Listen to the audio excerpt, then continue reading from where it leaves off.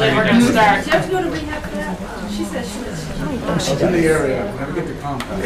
All right, everybody. 3 times a week. I'm going. Welcome to the regular school committee meeting of March 11th, 2014. Calling the meeting to order at 6:05. First item on the agenda is our consent agenda. If there are no objections, we'll consider the minutes of February 11th, 2014, the minutes of February 25th, 2014, and the warrants of March 14th, 2014 approved. Lynn? Did we reread the, Policy? oh, we're doing last week's or the week before? They're both on there. They're both on there? Yes. Did we take a look at how that was worded from the week before? The one we changed? It's been on there. I think it's all changed.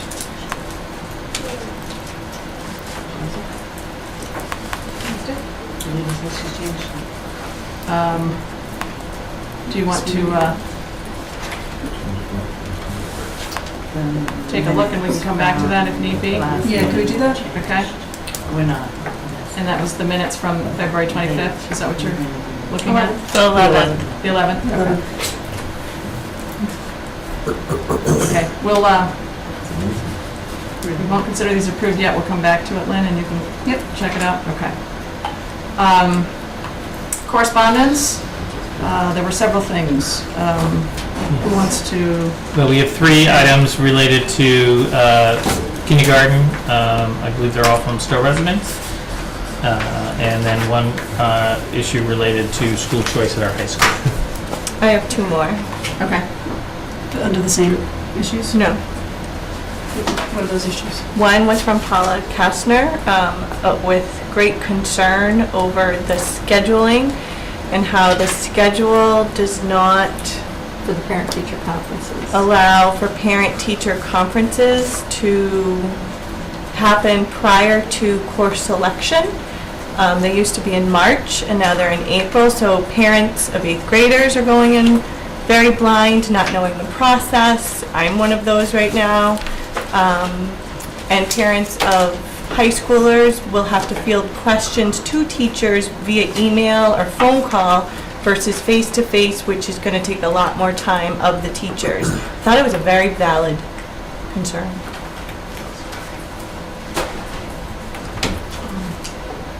And we also did get another letter that needs to be added to the correspondence, questioning the need for the technology requirement for graduation at high school, and whether it's not already covered with general use of technology.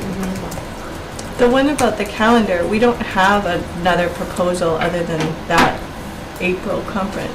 So is that something we Correct. want to ask them for, or are we okay with it as is, the 2 proposals?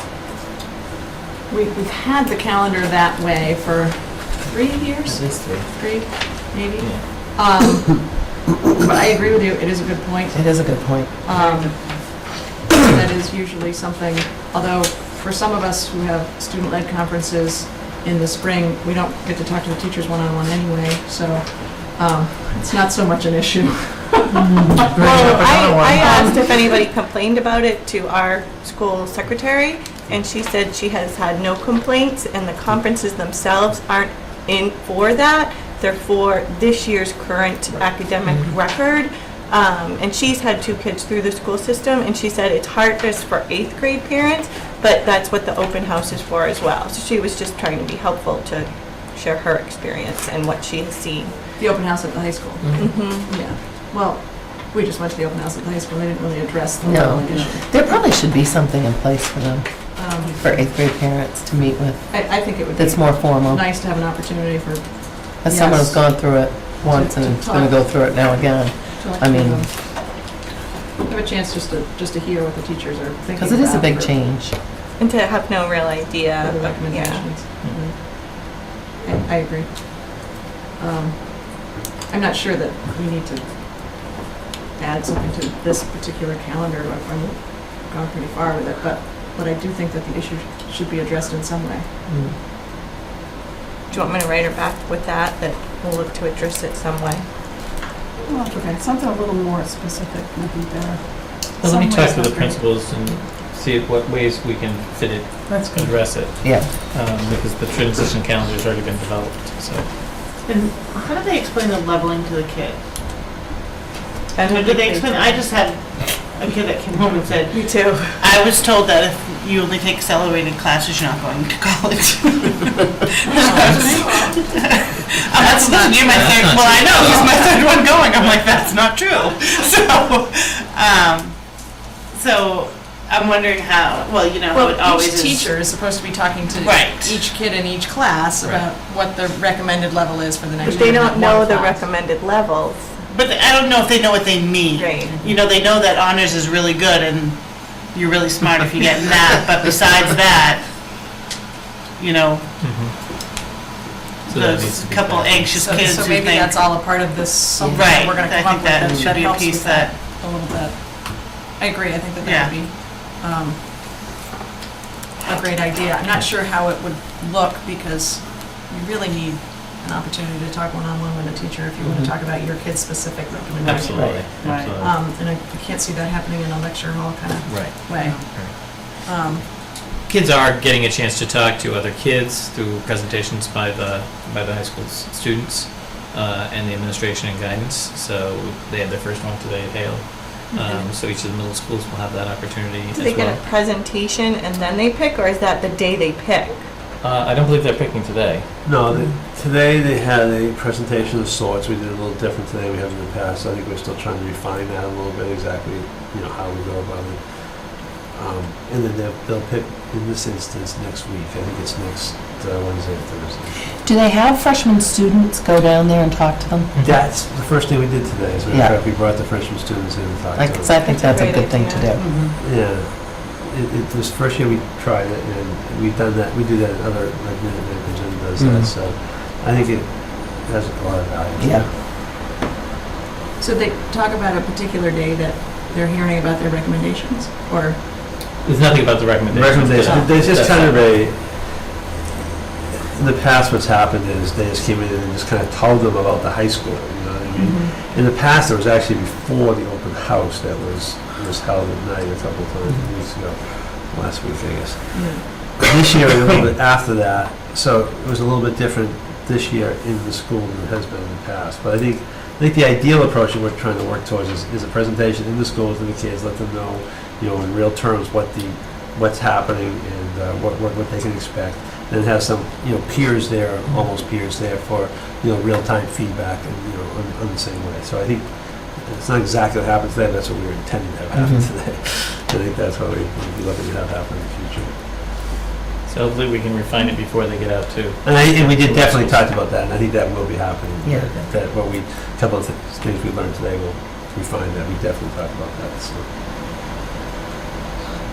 Okay, so I'll reply that she'll hear more and that you're going to talk to the principals. Yeah. Okay. The second one was a question from a citizen who's both a parent and in the district as an employee, Heidi Cloutier. She was wondering what the policy and process is within the district when there's a reported theft amongst employees. Specifically in regards, do we have a good communication plan between employees, managers, principals, superintendents? And what is the communication plan with the police? Well, it's very good. It usually gets a call that day. Goes to our HR director, and we immediately contact the police depending on what was the stolen item. The police generally come right in that day and will conduct an interview and investigation. We will conduct a parallel one, and then we'll take matters in our own hands if we feel we need to evaluatively, and the police will take matters in their own hands if they feel they need to take some kind of criminal investigation as well. Okay, so the reason for her concern is that there was a theft and the person is now caught, so that's the good news.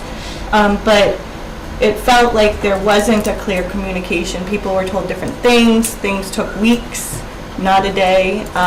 They were told one thing and the next person was told another. So we might want to just make sure it's Well, investigations don't necessarily happen that day. They get started right. But that the day. communication, I think, was more of the concern. Yeah. And is there a policy and to make sure that It's the a protocol. policy?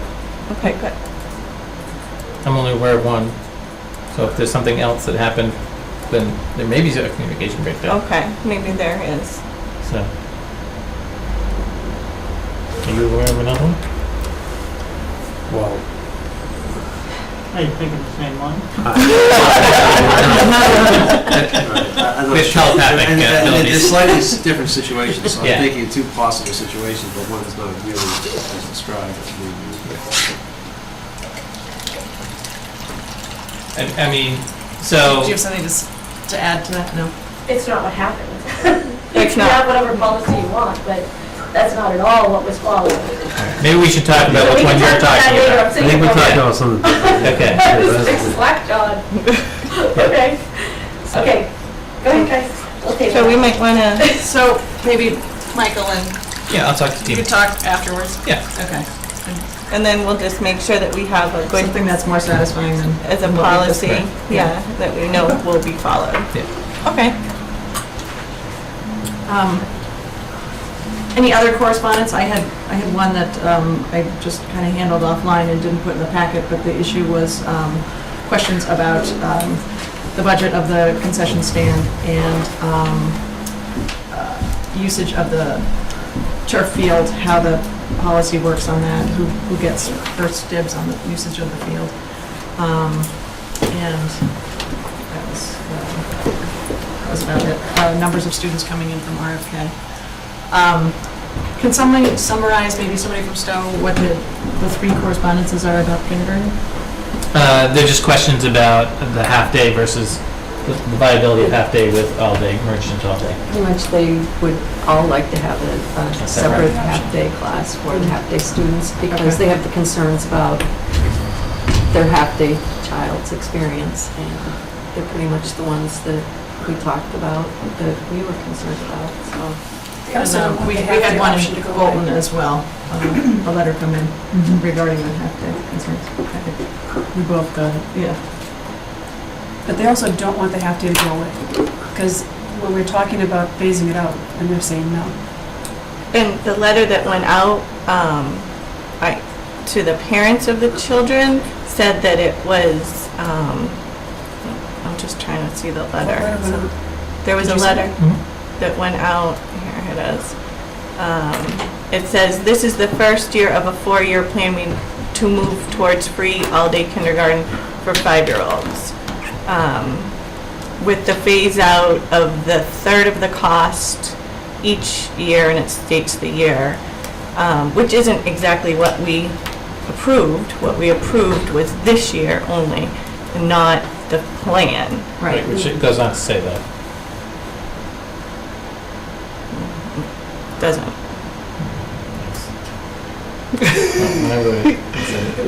I mean, and there was no vote about the way we were going to fund this, because when it got brought up and we started to talk about it, we said that's something we're going to discuss later. So have you already decided how this is going to happen?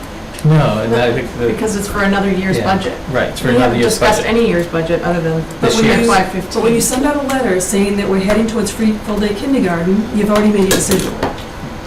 I don't think that way. Well, But it we- certainly was we talked haven't about in approved that anything about it. context. It would be erroneous and disingenuous not to say how it's been talked about. And then we also never, which you brought up, but we never agreed that we were going to get rid of half-day kindergarten. That's correct. Totally. Right, and that doesn't say it is either. But when you send a letter out like that, I mean, as a parent, I would think, okay, that's where we're heading, and we have no choice. Each year is going to take it on. It's a new issue. I mean, We've it's, said that repeatedly here. I do agree that we did say that repeatedly here, but when I read the letter the first time, it doesn't read that way. It does, and we could read it, but just to your point, I'll put it in the packets. I know that you were very concerned about it, that's why I read the letter. Yeah, I didn't see it. Is it in there? No, I said I'll put it in there. Oh, okay. and the letter is to whom? Sorry. It went to all of our new registrants for kindergarten, so they knew what was happening. We made the decision, so we felt we needed to communicate something. Right. And then if you want to go back to the minutes, the Yes. motion. Yep. Again, it doesn't say, I mean, it almost dismisses the half-day as an option, that it's going away altogether. And it does, and it says that regardless of the cost, so basically regardless of how it goes, is the money for the 3 new teachers in the budget currently? Yes. So it's already in, all right. So there is something erroneous in the minutes? Is that? Only that it dismisses the half-day option. It doesn't say that it's just for this year. It just says for FY15, but it assumes that it's going to stay that way. It doesn't say that we're going to look into it and make a policy. That doesn't go, it's not on this. When we voted for it, Right. okay, we We were were voting just for voting for FY this year only, FY15. that's all we voted on. So why would we talk about other years in there? Because once you set the precedence, you're done. So if we're talking about a 4-year plan, this doesn't say it's a 4-year plan. Because We're not talking about. We didn't vote on that. All we voted on was the FY15 Budget. budget. Right. And that little portion of the FY15 budget. So we didn't vote about anything about the future of kindergarten. All we did was those very particular line items. Those are the only things that we made any decisions on. Right, and that's why I was a little concerned when I read the continuation of that in that letter, because we had just talked about not putting it in the meeting minutes. I mean, part of the discussion or the justification of this plan was, the reality is, we will be probably moving towards kindergarten, so it's not full-day kindergarten, so it's not like a totally out in left field thing to be doing for this year, but we did not vote on, yes, we're doing it in the next 3 years, and that's that. You know, it was sort of,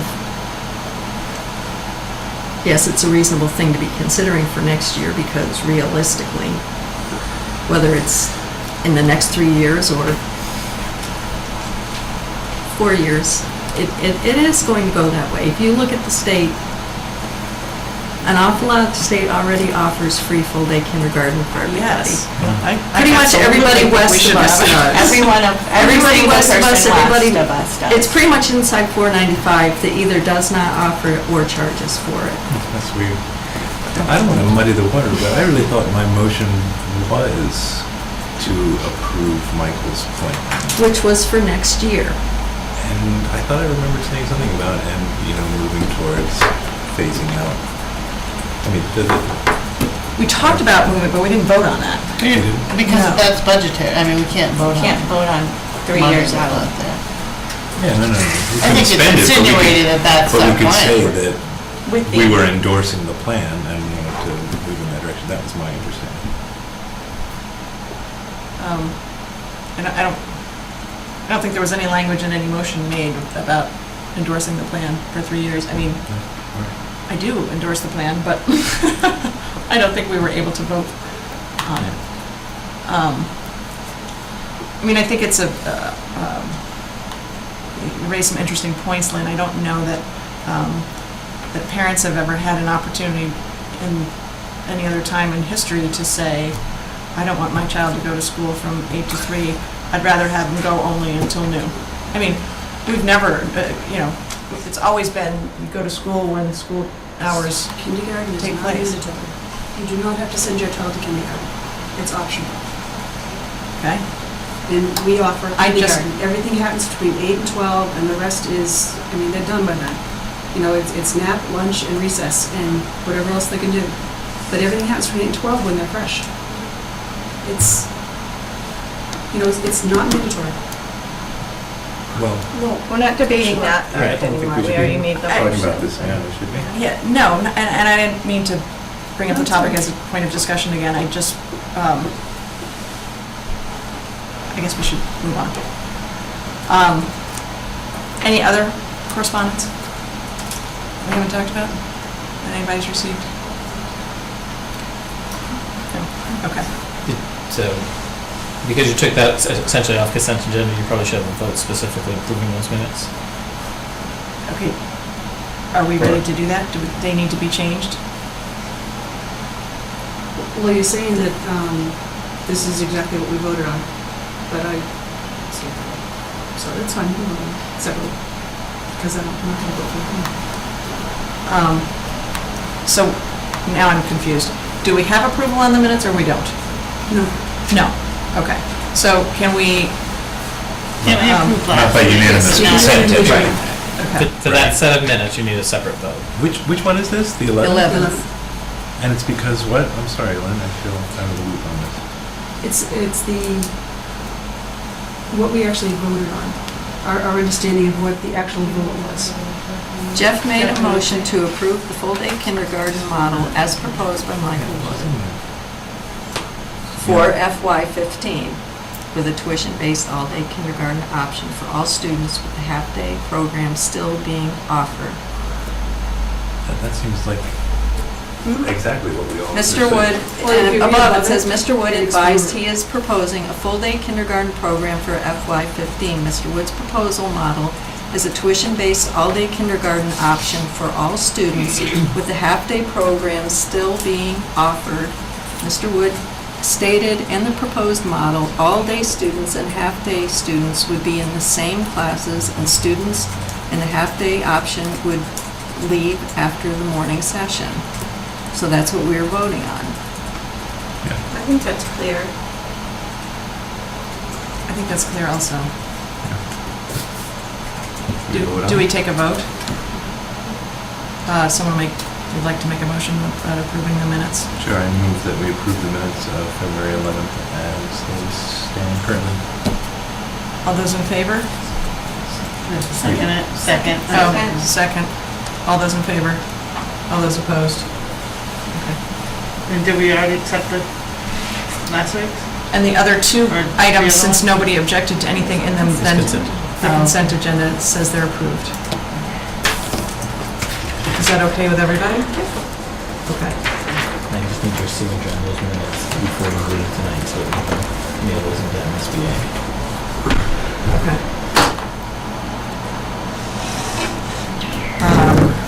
Okay, and I believe correspondence is all set. We've gone over everything we need to do. So moving along to item 4 on our agenda, which is the public hearing for the FY15 proposed budget. Michael?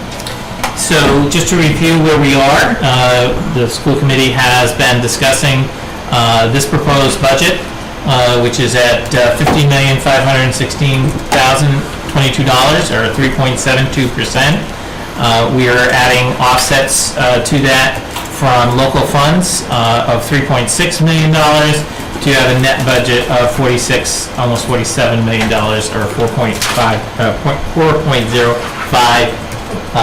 increase for the fiscal 15 year. The changes are outlined, and this document is on our website for the community who's looking, can't see it very well here, but we break down our budget based on the changes that are occurring. So our salaries have a 1.5% change. We're adding new personnel at a cost of $359,000. Our insurance costs are rising approximately $282,000, almost $283,000. And special education costs are up $475,000, primarily due to out-of-district placements that occurred this year with new people coming to our districts. Regular ed transportation is going up $42,000. We have a contract. And our special ed transportation is going up more because we have a new contract at $144,000. Utilities have a small increase, only about $4,000, almost $5,000. Our facilities costs overall are going up $167,000, and that includes our capital plan for our high school, as well as general maintenance to all the buildings for which we are responsible. Overall, debt service is going down, which is always nice to hear. We have a special education assessment, which is an assigned assessment of $10,000. Our school choice amount is $500,000, which is flat this year. Our charter school is actually going down by $75,000, which is a good sign, which we like to hear, that parents are choosing our school. Salary reserve, we are in open contract negotiations with both units A and C, which is our professional educators and our para-educators and support staff. Other system-wide is going down by $111,000. This is primarily due to really a redistribution of our copier costs, which we have distributed out to the cost centers, mainly the schools and departments within the district. And then site-based funds are going up $345,000, again, assuming that $111,000, as I just mentioned. So it's really more at $234,000, for a total of a $1.8 million increase to $50,575,414. The school committee had a workshop on February 1st where each site director came and presented. So they have a good overview of the specifics of each site and the school improvements that support those costs and other budgetary information that helps them understand why we need these funds. But they primarily are for educators, a predominant part of our budget, about 80% of our budget, the space and supplies and equipment that they need to be able to do their job at the quality that we expect. We are having an investment in our STEM program, which is science, technology, engineering, and mathematics, and a big chunk of that investment is around mathematics textbooks for our middle schools. The other large investment this coming year is around response and intervention, which is primarily around social workers and for our both general ed population and special needs population, and putting technology in the hands of educators, which is a shift of technology to be more interactive, to have Google Chromebooks and iPads for our students in K through 12, pre-K through 12. And that's an overview of our budget. I think the committee love to have input from community members. And then if none, then we'll close the public hearing, and it's your opportunity to debate it. We do have to vote tonight to meet our charter regional agreement so that we can inform the communities of their assessments. And can we just add that there is on the table different tiered options?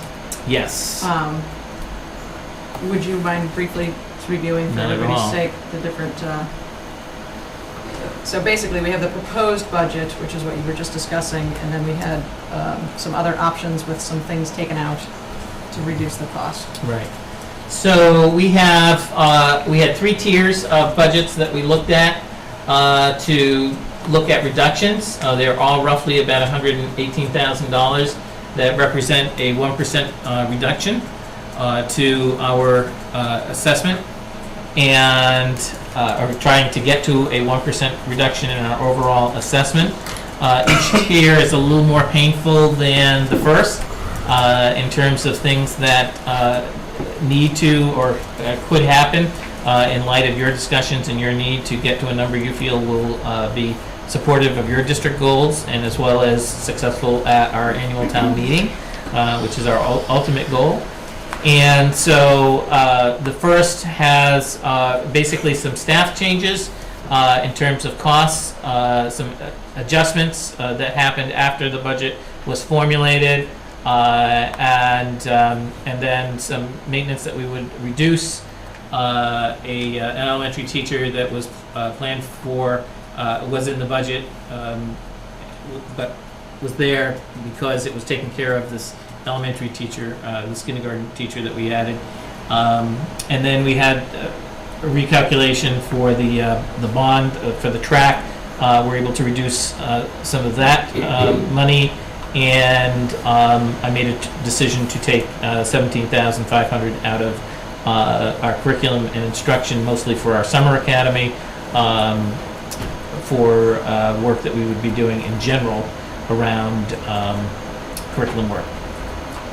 The second tier gets a little bit more difficult because we're talking about specific costs at the sites, again, schools. So these would be school-based reductions in terms of those costs. And we also found that instead of buying the van that we're recommending for general ed at our high school, we would simply do a lease instead of an outright purchase that has some expense because of finance charges, but certainly the offset is that over 4 years, we'll be able to pay that off.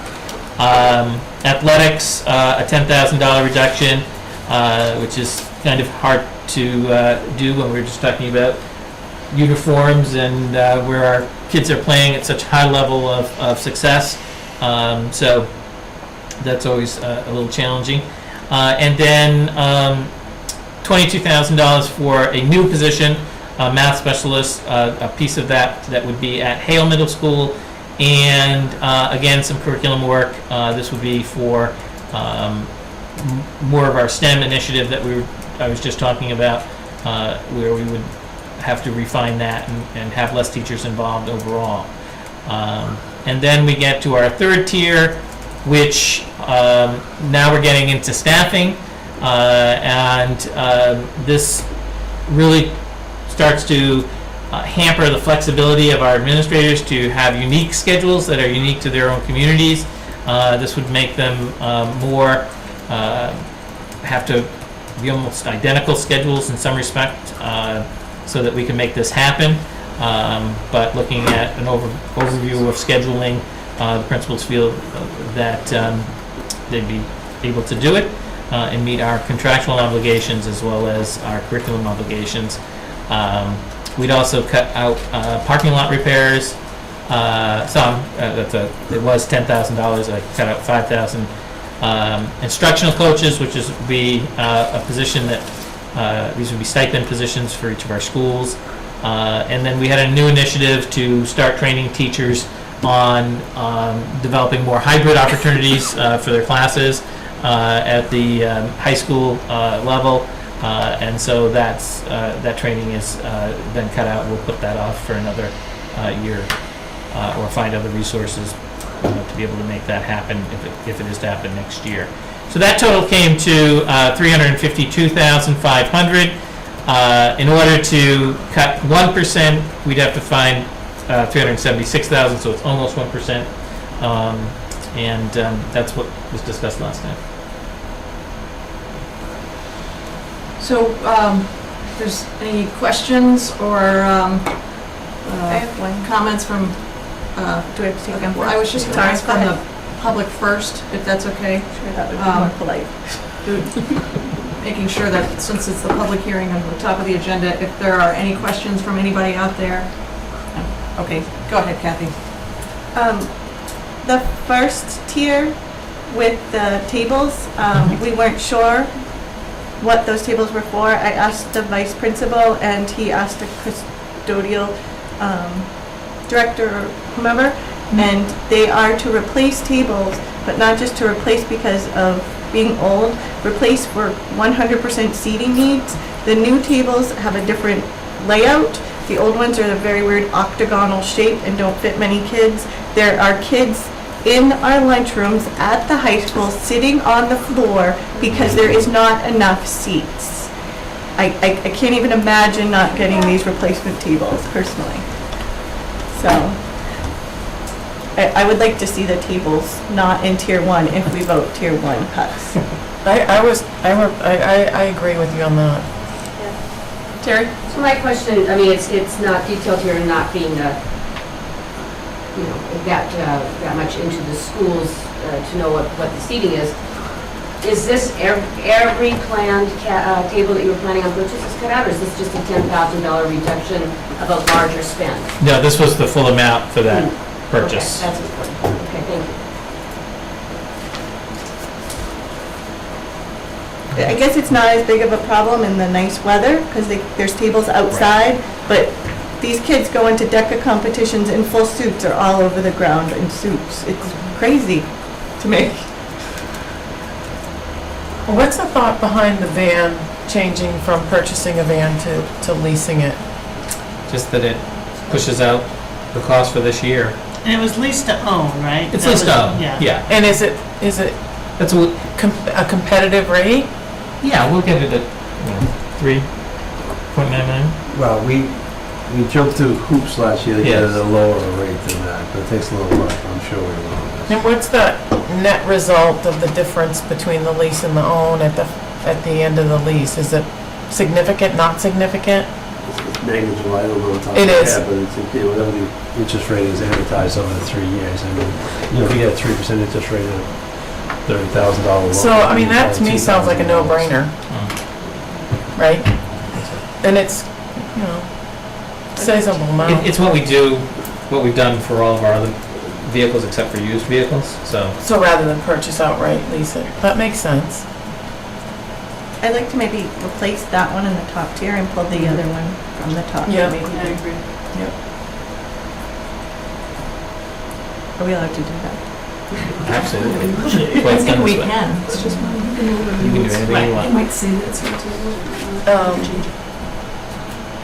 These are just suggestions. Yeah, the supplies, the reduction of supplies thing, I'm kind of on the fence with, except when you look at the high school reduction. That one really concerns me. I mean, if we can reduce it by that much, then we didn't need that much to begin with. So that, I don't understand where the 27,000 is coming from. So every one of these reductions will have impacts. Yeah. So when I talk with the principals, you know, we talked about these amounts.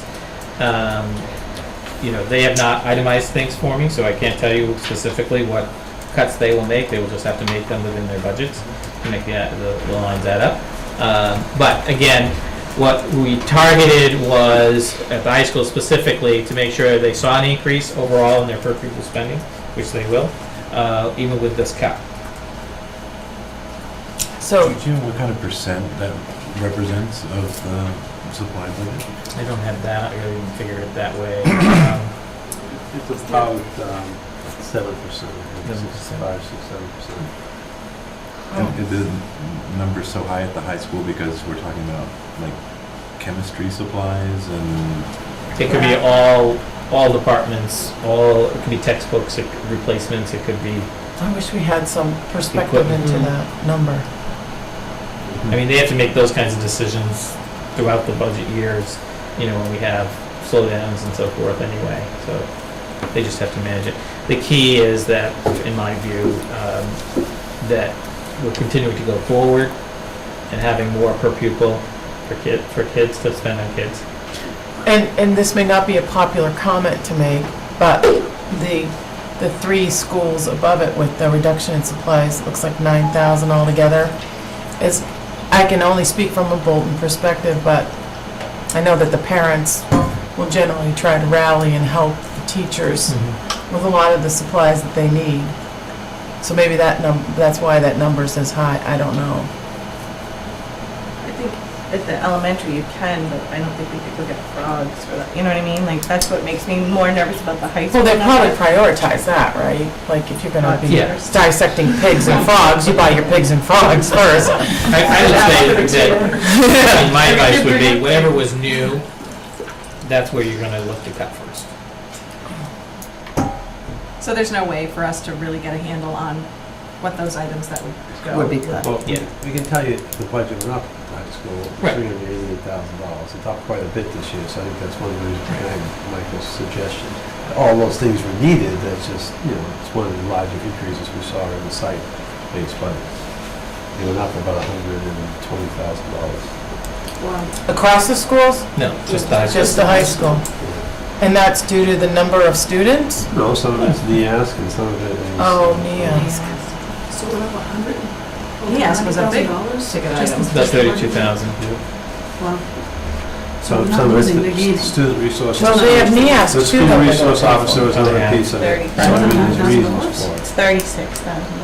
Just for NEAS? Just for NEAS. And the school Yeah, resource but officer still, was. $70,000 more than they got last year. I don't know. I left through the high school last I don't know, But but we if don't you take know, out. but that's not a perspective, because we don't know what happened last year. Or is it- maybe, I don't, Basically, if we take out the 27,000 that are earmarked for supplies in this tier 2, then we're basically saying we have to come up with the cost of NEAS, which is 32,000, which is kind of close to 27. So that all has to come out of,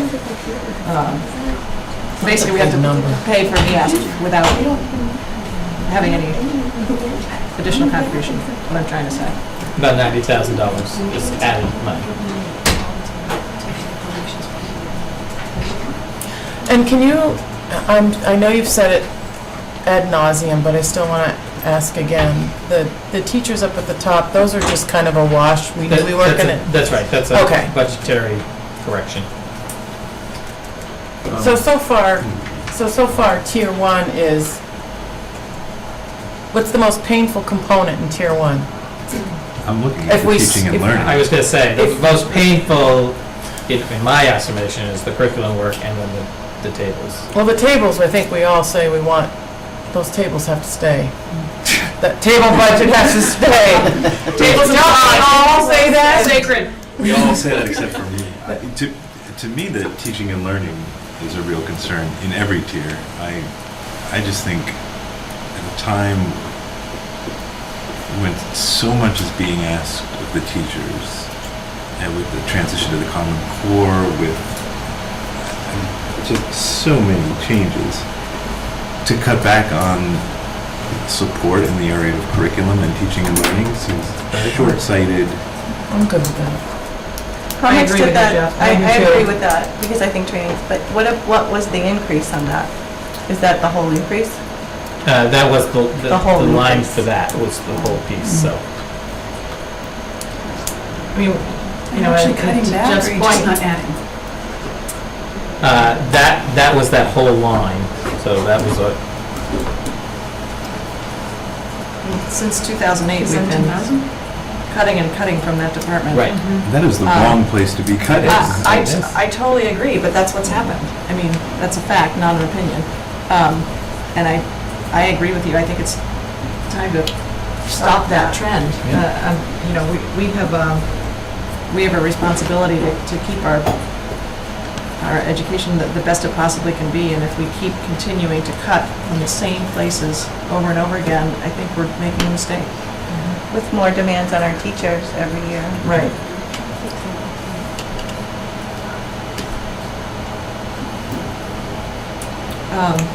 And explain again, please, the bond.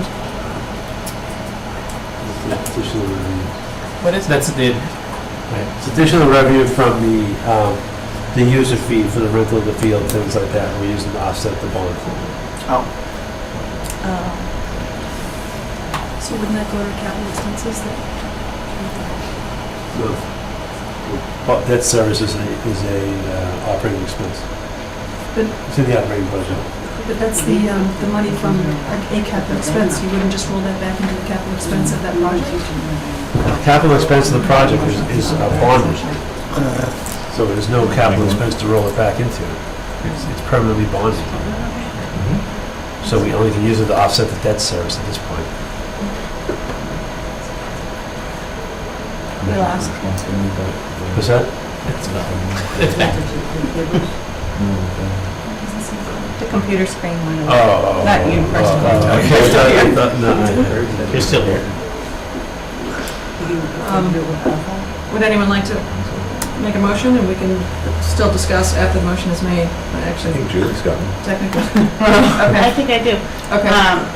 Everything in tier 1, except for, so you take out the teaching and learning budget, that line item, you move the van up to tier 1. I think that's, I'm not sure how I put that in motion, but. And the high school supplies or not? I don't think you should take away that. There's, although that makes. But we're just putting it in tier 1, It's right? over $100,000. So Yeah, but I don't know what's going into that. Tier Tier 1. 1. It's additional to whatever they had last year. Are we taking the tables out of tier 1? It's a lot of money. I think, where are the tables? They're Right right in. above that. Scheduled maintenance, Oh. 10,000. Oh, yeah, we are. We need the tables. Yeah. Okay, so, correct me if I'm wrong. So far, we've heard tier 1 with taking the removal of the seating out, so adding $10,000 back into tier 1, and then moving the van lease idea up to tier 1. Right. So we're But adding 30,000 But then you're also taking the 17.5 out of. and For taking the teaching and 17. So basically, we're funding the seating and the curriculum with the van. Right, right. Is that, But I'm more, I wish I knew what was in that high school budget, it's just a big number. Can we cut And I don't that wanna in half hand-tie and push it them. up? Can we cut it in half and push it up? I just think, I mean, I go back to this over and over again, but, you know, if we look at our per pupil spending in our district, we are below the state average. We are. We're below the state average. And to start nickeling and diming and taking out, you know, the things they need to teach, particularly at the high school, I think is sinful. We should not be below the state average in per pupil spending. We should not be. And the schools that we like to compare ourselves to are spending a lot more than we are. That's my opinion. I second. I agree. Correct me if I'm wrong, Elaine. When you have these numbers down here, these are suggestions, and unless somebody specifically says they want like this $27,000 to go to the high school, they pretty much move it around wherever they want, or you move it around wherever you want. Absolutely not. That's allocated. So if it's on that budget line, it's on, that's it? That's right. If you say the $27,000 stays, then it stays. 'Cause it has to It show up stays, on the but- budget. For the high school? That's what it's earmarked for. Can I second Julie's proposal? So what percentage Yes. is that now? Is the proposal clear enough? No. Okay. What is the number? Alita, are you taking notes on that proposal? Well, right now I have the proposal as proposed budget with tier 1 reductions taken out, putting back in the tables, putting back in the teaching and learning, and moving the van up from tier 2 into tier 1. Is that still unclear to? So are you just subtracting tier 1? That's correct. Yes, And Yes. keeping everything Just- else. And keeping everything Yes. else? I'm clarifying. Yeah, okay. That's my understanding. That was, I was like, okay, that's what Yeah. that's what I meant to say. Okay. So all the items that appear in tier 2 and tier 3, with the exception of the van as we've discussed, will not be taken out of the budget. right. In teaching and learning too. In tier 1. It's Correct. not getting We're cut. keeping teaching and learning in Right, this. and the seating and the teaching and learning curriculum line item from tier 1 will not be going. Right, but it's kind of a wash, 'cause- Right, so the van is going to cover that. Right. That's good. So, I second that. okay, so we have a seconded motion on the table. Whatever. Any more discussion from anybody? So we're voting that we're only going to cut tier 1 as amended, so we're really only cutting 120,000. Correct.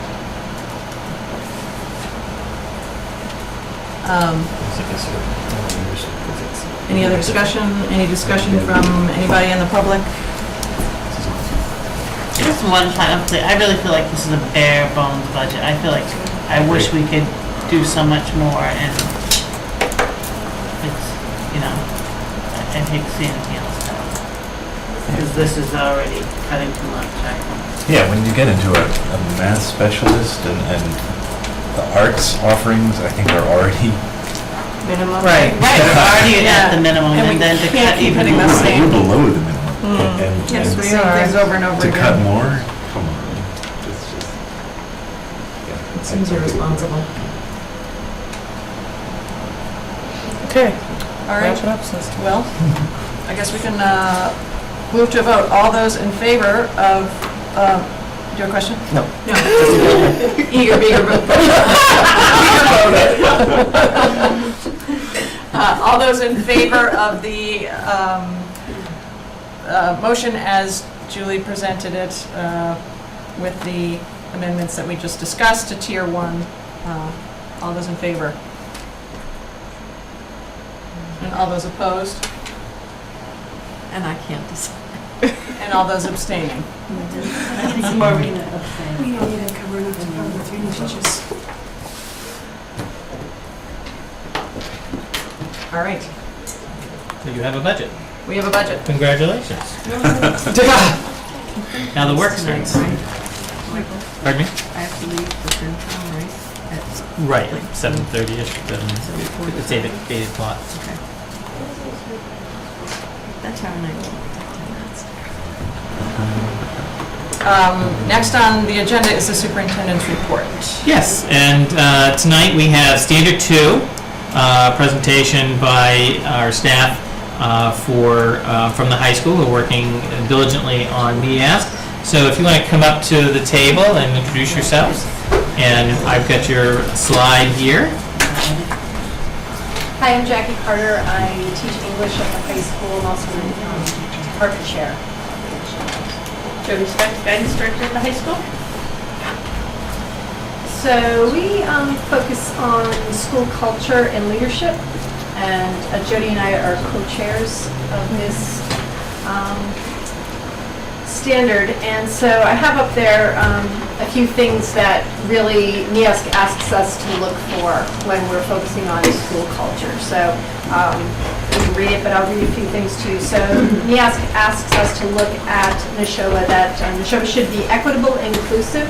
It should embody the school's core values and beliefs. It should be reflective, collaborative, and use research-based practices. Leadership should foster a safe, positive culture that promotes learning for all and cultivates a shared leadership and engages all members of the school community to improve teaching and learning. So, Do you guys know where we're at in the NEASC process?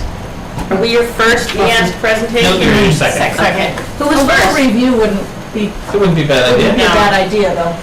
So we formed into committees, I would say, sometime last year. There's one for each one of these standards, and within each group, everybody in the school, every person in the school building is part of a committee.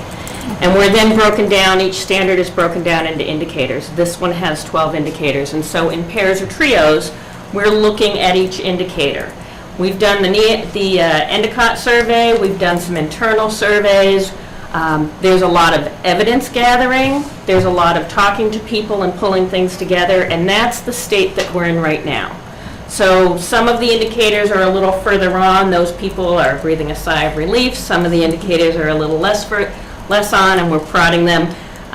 Leo Sakalarian is our chair of NEASC, and he's doing a heroic job, truly a heroic job. So we're now starting to pull together these indicators to start writing. And that it will all be evidence-based judgment calls or judgment statements. Judgment statements. And then that will go before the faculty to sort of vet it, to make sure that what that group of people thought they came up with resonates with the whole faculty. And then each one of these standards will be ultimately approved by the faculty member and collated into the whole report, which is the NEASC internal self-study. That will then go to the visiting team, as well as, I'm sure, you guys, and that will be the basis, the springboard from which the visiting team works. So we're here to give you kind of an update on what our standard is about. Right. So really what it's about and what evidence we might look for. We don't really have, any kind of evidence to share with you now. It's just pretty much what we're going to look for when we're looking at NSHOA as a whole. So it's long. We have 12 indicators in ours. We have, I think, one of the longest ones, don't we? I think so.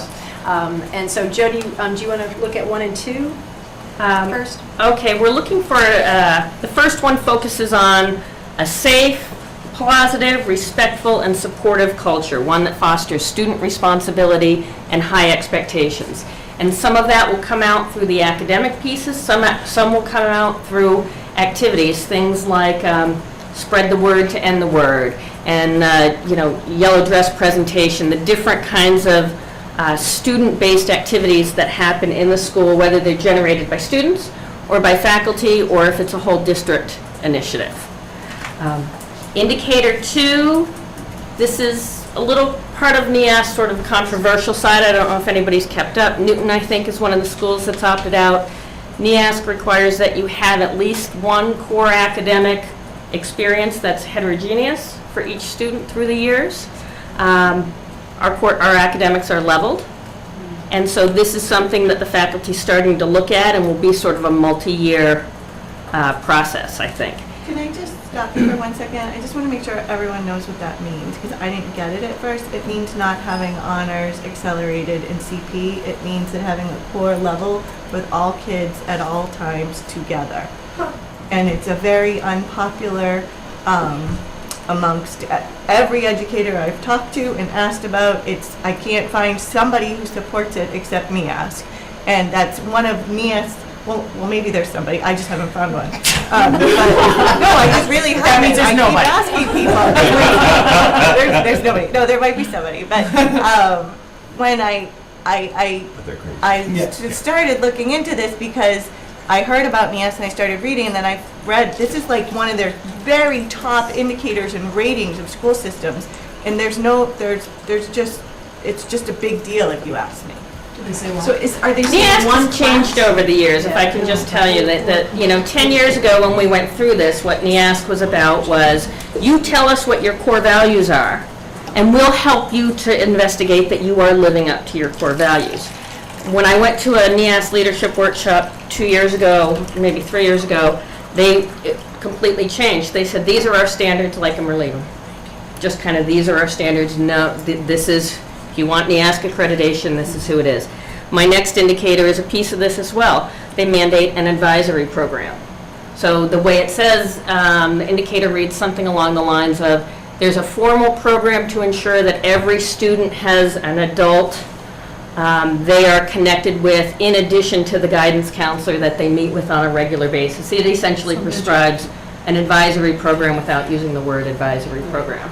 But back up to the heterogeneous, I mean, there's got to be a reason. What's the intent of this heterogeneous thing?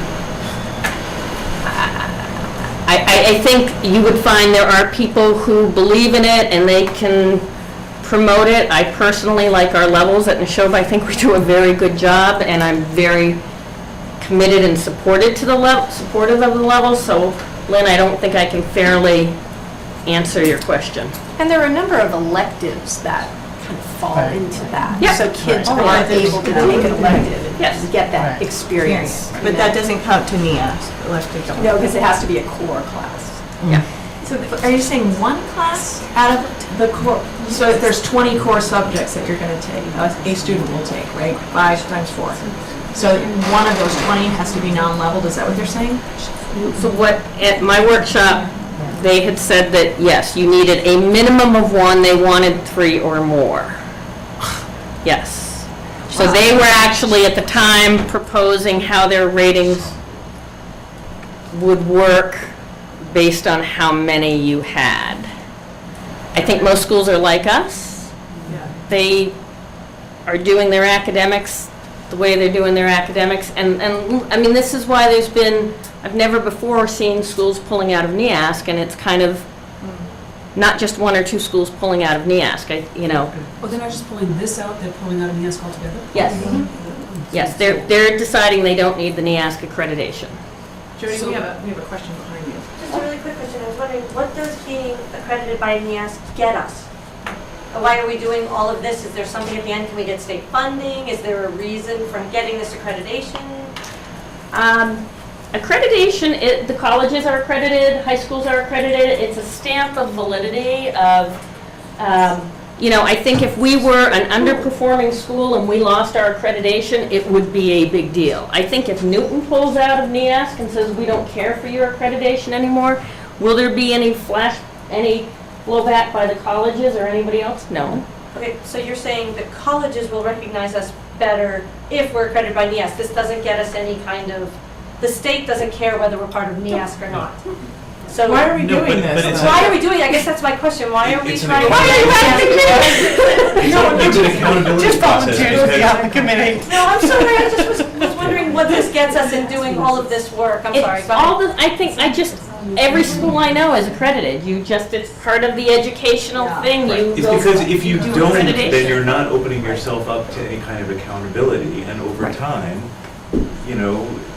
institutions cut corners, institutions become complacent. And this is just a way to regularly bring in outside observers that would prevent that. And I mean, It's a good thing. It is a good thing. It's like ISO in industry or SAS 70 for business financials Yes. or it's The educational standard. There's one for the Northeast, one for the Midwest. I mean, there's I think 4 or 5 across the It's US. just and those standards mean something. It means you have process, you do what you say what you do. There's peer advisory from school to school, from corporation to corporation. It's a good thing. It's not a non-valued thing. Correct. But I just don't want us to blindly say, NIAS says this, it's good. Just because NIAS says this, it doesn't mean we as a community need to agree with it. And that's where we are starting the discussions, and we see this as sort of an ongoing, do I think that will be, we'll say in our NIASC report that we don't have them, but that we have begun discussions to look at where they might be appropriate. Or, I actually, on the reverse side, I went and spent 4 days, and I was on a visiting committee for NIASC at another high school. So it was really interesting to see the other side of it, and also to take that information back to the high school and to kind of know what they're looking for.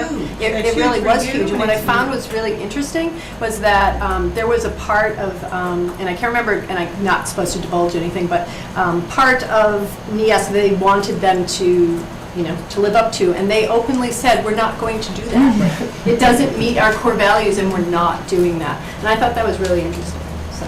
And I think schools need to do that more, Yes. because all NIASC will do is simply restate that. They really, they will weigh it in the totality of accreditation, but in most likelihood, they will not do anything about it, unless you do it to all their standards. Yeah, right, of course. They were just adamant, it just really went against the culture. And it's like a clean the closet every 10 years. Because Exactly. it only happens every 10 years and you clean that closet well. So that's nice. Yes. I'm glad you It's a very, very healthy process because it's so staff-driven. Right. Ken, you want to? I mean, no, I didn't do it personally. I don't know how much time we have. We have 12, so do you want us to go through? Do you want to pick a few to give you a couple examples? We have about 15 minutes. All of them? Well, we can just We pick can a do them few quick. if you'd like. Oh, yeah. Yes. Our committee of 20-odd people will cover every Summarize. So you're gonna make sure that we're complying to all 12 indicators? We don't make sure anything, Lynn. We just look at what's there and report on it. Okay. That's all that NIASC is to us.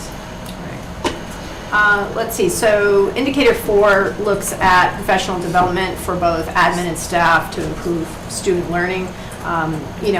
We have PD within the district, but many, all teachers go out and seek other professional development. For instance, in my department, 3 of our teachers went this fall to NCTE conference. It happened to be in Boston, which was awesome. So we got 3 teachers to go, and they were so moved by the experience that they have worked together to put together a presentation that they're hoping to present at the next NCTE conference in Washington. So, that's just one example. There's so many. We have internally, we have group mentor programs. We have the group, the book groups. So we have that, lots of teachers get together and collaborate and look at pedagogy and different things like that. So PD, I think we do a pretty good job. School leaders use research-based evaluation and supervision processes to improve student learning. A lot of this standard is going to be focused on student learning. Obviously, the new teacher evaluation, we're a little in flux with that. Indicator 6, the organization of time and professional collaboration. NIASC particularly wants to make sure that our schedule and our teachers have time to collaborate with each other, not just to focus on their area, but to collaborate with each other. And we have a committee looking at our master schedule, and that is one of the pieces that we're looking at as part of that committee. Looking at class load and class size, and what are our average class sizes, what are our highest class sizes, and really are we able to individualize instruction based on teacher load and class sizes? Let's see, and 8, the principal works with other building leaders, provide instructional leadership. We're, talking to the different principals and having conversations to try to get detailed information on that. Let's see. 9 is parents, teachers, and students all have defined meaningful roles in decision-making. Again, surveys are being conducted to gather data on this. Endicott survey was done as well, and we'll be looking at that information. Let's see, and 10, teachers exercise initiative and leadership to improve the school. I think that kind of also goes back with PD and different things that are being done in, in the school, different clubs that are formed, etc. There's an indicator that focuses on the school board, the superintendent and principal, and their collaborative relationship. And there's an indicator that focuses on the principal authority within the building. So does the school board and the superintendent give the principal authority within the building? And we're looking at job descriptions and history, and some of this is going to be data, some of it's going to be interviews, some of it's going to be physical evidence. Ultimately, when when the visiting team is ready to arrive, I think we have an entire room. I did a visit a long time ago, and we had an entire room full of evidence. So a lot of physical evidence gets collected for this. And the team comes in, and in 3 masterful days of long, hard work. Do they take it with them? Do they take No. So that's why it's physical?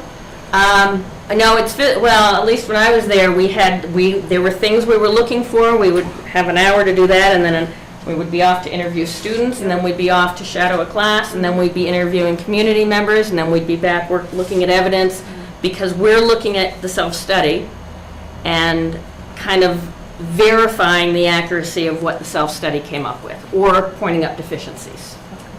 So a piece of evidence might be a document? It could be an assessment that Jackie gives, it could be her curriculum guide, it could be... Student work. Okay, yep. Could be an So org many chart. things. I mean, there's a whole, could be minutes of meetings. It could be a variety of different things. Yeah. Right. And it's interesting now that a lot of this is now digital.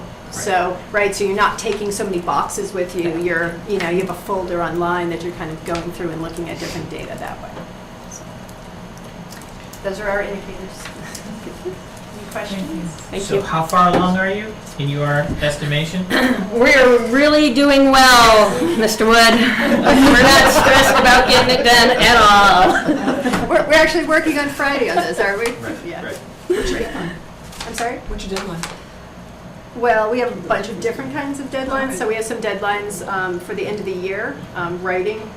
Over the summer, there will be editing to what we write, and then a few other different things that will happen in the fall. Right. Basically. Voting will take place in the fall? Is I that think voting current starts plan? this spring. This spring. That's my... Thank you. Thank you very much. Thank you. Do you have anything else in your superintendent? So, let me see. I participated in the Community Reading Day. It got changed around because of some weather that wasn't to be. But we had a wonderful time on March 5th at the Community Reading at Mary Rowlandson. I read to a 3rd grade class, and it was a lot of fun. What a great class! There's a lot of entrepreneurs in Knutson's 3rd grade class. They have lots of ideas about how they can make money. So that's great. Our teams have had a valiant effort. Girls basketball is playing right now. In Long Meadow, in Springfield, they're playing Long Meadow. Down by 10 points is the current. But certainly I want to give kudos to our boys hockey, our boys basketball, and obviously the girls right now. So our thoughts are with them in terms of their game tonight. And of course, girls collaborative hockey also was in the early start of their tournaments as well. We are putting together our specifics around our early childhood initiative, our earlier conversation.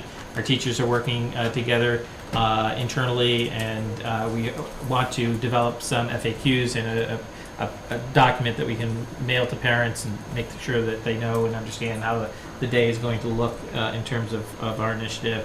After a conversation a few meetings ago, we talked about a technology survey. We've completed one. We're reviewing the data right now. And I'll report that out on March 25th. That's in relation to our technology initiative and trying to look at moving technology into the hands of students. And so we want to report back that. Very interesting results. Military families, I had a presentation on military families working to support them and integrate them into our schools, given a number of families who have family members, whether it's their immediate family or extended family, deployed somewhere. So I've shared all the information that I received. There's quite a bit out there, and certainly we want to make our parents and extended families of military families to know that if they need something, they get in touch with the principals, then we can get them in touch with the resources that are out there. Most are free to them, so it'd be great. Just quick updates on a couple of things that are coming up that we'll be updating you and talking to you more about how we're going to manage them. There's a new law that's called Chapter 222. It's a discipline law. In a nutshell, it takes effect July 1st, but it essentially does away with expulsion and requires districts to develop long-term educational plans for students who are in long-term suspension, essentially. And so we're looking at that. That's part of our thinking behind our response to intervention initiative, but it's certainly something that I talked about today with legislators. We had a legislative meeting, breakfast with area legislators, and that certainly was a topic on the minds of many superintendents, and something we're trying to wrap our heads around. The idea is good. Invest in education. It's cheaper than prison. We get that. We certainly approve of that. But managing it and doing it without any additional funding from the state is complex. So more about that as we come to that. My evaluation in a couple of weeks, we'll start the process unwrapping that and unpacking that so that you can get it done before any elections occur. So that this current sitting board manages that before any, if there are any changes to the makeup of the board. And we already had our agenda overview. I do want to just add the legislative breakfast that we had today was very well attended by legislators. Good news is you wrote the letters supporting the resolution. Looks like we'll have it. Obviously, it would have been nice to have it by now, but it looks like it'll be here by the end of March, that they will take a vote. Whether it'll pass, I don't know, but the legislators felt that they were, at least in the room, very supportive of it. So that's good news. Also, the legislative representatives were upbeat about aid in general, that they felt the governor's proposal was lighter than they would have expected, given the overall tenor of projections of revenue when he had the opportunity to develop a budget. And even since then, it's been more positive in terms of the overall revenue that's available to the state. So it felt good leaving that meeting that, maybe there'll be some changes. Although it was pretty clear that it wasn't going to be in Chapter 70, but that's okay. We get aid in lots of different ways. It could be through Chapter 90 for the municipalities, which relieves, towns certainly and helps school systems, or in circuit breaker, regional transportation, or in homelessness, which also affects a lot of school systems across the area. So, and certainly us as well. So, if new money comes in those accounts, that's certainly going to support our bottom line overall. So it was a good meeting. And that's my presentation. Great. Thank you. Yes. Can we, if the Chapter 222 law takes effect in July 1st of this year, can we put that on an upcoming agenda to hear more about it, like soon? 'Cause that's kind of disturbing, the implications of it. It's got our minds busy. Yeah. Okay, so, thanks. Good suggestion. Anyone else have any questions for Michael? No. Okay. Thank you for being so patient, Nishida, with our report from the high school. Hi everyone. I wasn't here last week, so last meeting said solely from the past 4 weeks. The most recent Central Mass Regional Student Advisory Board meeting was actually a month ago. Talia Kirschbaum and I went as representatives from Neshoba. We focused on the topic of digital literacy in schools, or using technology efficiently in the classroom to enhance the learning experience. We were able to compare technology policies in different districts and collaborate on what the positive aspects of each policy was, and try to come up with a presentation to show to administrators and faculty members in our own high schools of what some good resources are, like using online lectures, Khan Academy, lectures at home, and homework at school. It was a different idea that some schools did, and we talked about that and made a presentation, so we'll be showing that to our administrators and everyone soon. Neshoba has a very strong policy, and when we compared it to other high schools, they thought some of the stuff we did was really interesting, and that was added to the presentation. So we'll be bringing stuff we do at our school to different schools in the district. The Neshoba Drama Society will be presenting a school edition of Les Miserables on March 14th, 15th, and 16th at the high school auditorium. Last Wednesday, we were able to watch an amazing performance by Brittany Meyer for Spread the Word to End the Word Day. It was really good. I didn't get to go, but it was a good experience. Last weekend, members of Neshoba DECA traveled to Boston for the state competition. Many people did really well and qualified for nationals, which are being held in Atlanta. For athletics, Jenna Peabody represented the alpine ski team at the MIAA state championships. The boys basketball team finished their season with an overall record of 12-8. Neshoba is the number 3 seed in the Division II Central Mass tournament and will host, or has hosted, Westboro at Neshoba.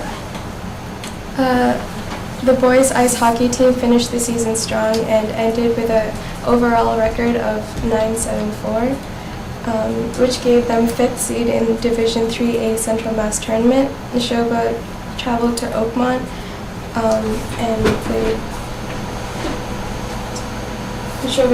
Oakmont playing Cushing Academy for the quarterfinals. The girls ice hockey team finished the regular season with a 9-7-4 record and is seeded 19th in the Division II. The team traveled to Martha's Vineyard to play in a preliminary round playoff game.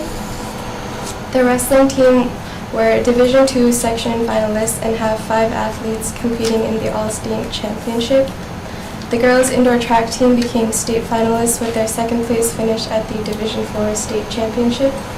Highlights from the Division IV State Championship include Sarah Militano winning the 55-meter dash, Christina McClure winning the 300-meter and the long jump, Kelsey Horowitz placing 2nd in the 2-mile, 4x200 relay team Militano, McClure, Stephanie Pallas, and Mingling Delagrati placing 2nd, Matt Bolins placing 11th in the 1,000-meter, and Mark Pulio placing 4th in the 2-mile.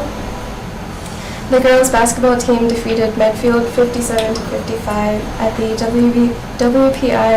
WPI in the Division II Central Mass section finals. This was a huge win for the girls, and Medfield was the defending Division II state champion that beat us last year in the state finals. Neshoba plays Longmeadow, the Western Mass champion, tonight at the state semifinals. We just lost to Mayla. By 9 points.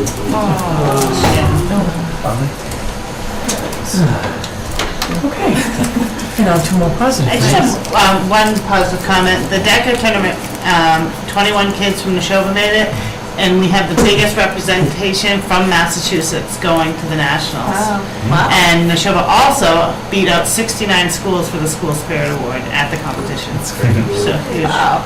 Yeah, That's impressive. great. Yeah. Very impressive. And my son did first place. Proud mama. It's huge. That's great. And of course, plays this coming weekend. I'm gonna play, yes. Yeah, I'm it's excited. just So very excited. exciting. School edition. Sarah's School turned to be edition, proud. yes. Any questions for Nishita? Thank you very much. Maureen, anything from the finance subcommittee? No, approve the warrants. Okay, that's about it, okay. That brings us to the NRHS, the High School Space Study Task Force. Lorraine? Our last meeting, just 3 points. Michael took us through the Massachusetts School Building Authority process, how it works, and things that we're going to be responsible to, and how it's funded. We talked about visiting some schools in the area, well, in the state, really, that will give us some suggestions and ideas of how either new builds have happened or renovations, significant renovations. And at our next meeting, we're going to be breaking people up into teams and assigning them to specific functions, right? Right. In our methodology that we developed. Right. Write a report. And I think that's it. Great. Thank you. Any questions for Lorraine? Who else is on that task force? There's a lot of people, representative of the towns as well as the school, right? So there's teachers. Teachers, administration, Maureen and Lorraine have been going. The advisory boards and financial boards of the towns, there's a few sprinkling. Capital planning, stuff. Yeah. Like 50 people. People are interested in it. I think that's great. The more people you get, I think it's good too, it'll yeah. push.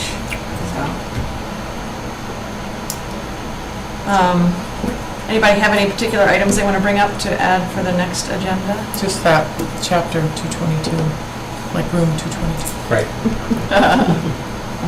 And do we need, Oh, yeah.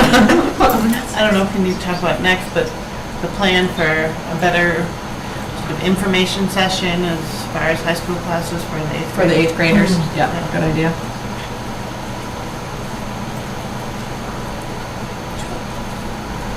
Anything else?